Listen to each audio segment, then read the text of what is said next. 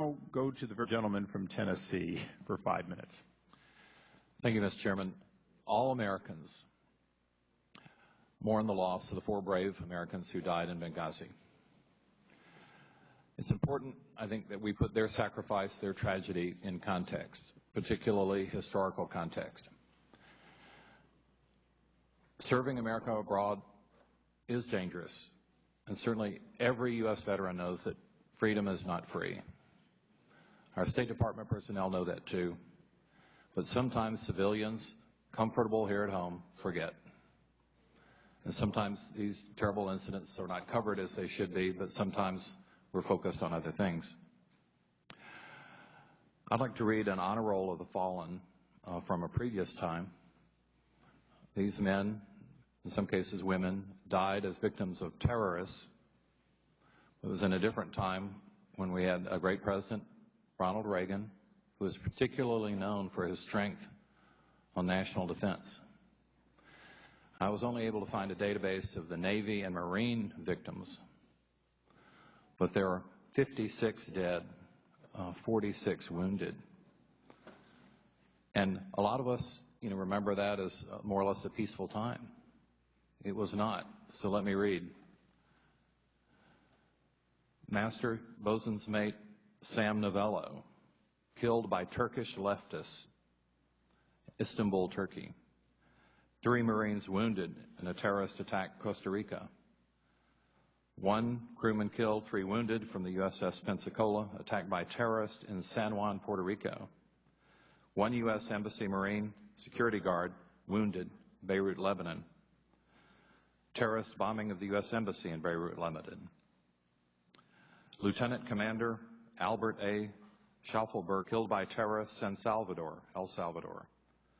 Corporal Guillermo San Pedro killed in a terrorist attack in Cyprus.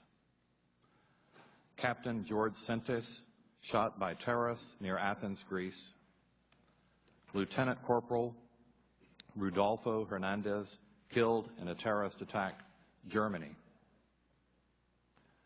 Hospitalman Carl P. England wounded, Beirut, Lebanon. Petty Officer First Class Michael R. Wagner, assigned to the Defense Attaché Office, killed. Civil Engineer Corps Builder Harvey L. Whitaker, killed.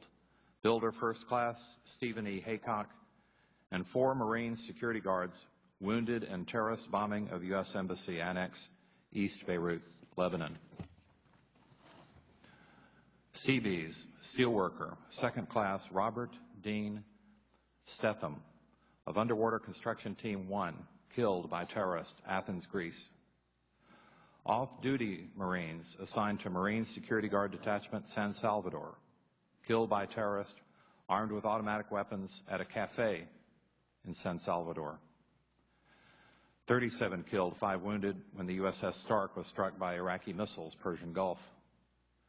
Terrorist grenade attack at the USO Club in Barcelona, Spain. Colonel Rich Higgins, killed by 2 pro-Iranian terrorists. USS Samuel B. Roberts struck by an Iranian mine, Persian Gulf. Japanese Red Army terrorist bombing of the USO Club in Naples, Italy.